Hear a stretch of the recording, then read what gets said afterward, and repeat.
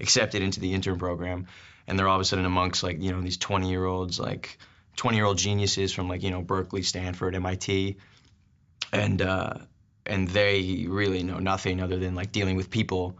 And so it's kind of like the kids kind of teach them how to work hard and how to be determined and how to kind of buckle down, and they kind of teach the kids to live a little and how to be more social, I guess, and have more fun.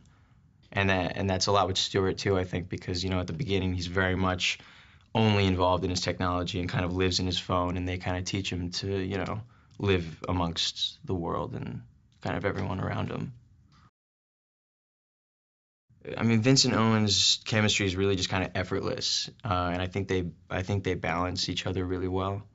Um, and I think they really love each other, like in real life, and that just kind of helps because on screen, anything goes, and they're just kind of like they have like almost very different mindsets on things, but it kind of always, links together really well.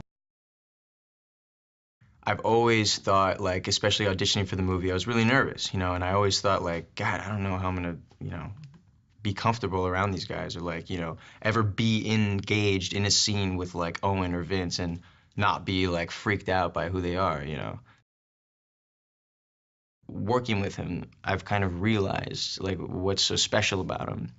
And it's that he's literally on top of 1,000 different things, but like whole like about 110% on top of like every single thing, like every person too. He cares individually about every single person, and he thinks about every single person. Like everyone's always on his mind. He's always considering everything, and on top of that, he's talented. Like on top of that, he knows how to make a movie. He knows how to make a lovable story, and he knows how to create a dynamic and make lovable characters and like and move it along and but not in like kind of any. I mean, it's always done. He's such a classy director. I think like his movies are just always really positive, and it's really funny because he's the most positive, like encouraging and just like infectious dude that you've ever met.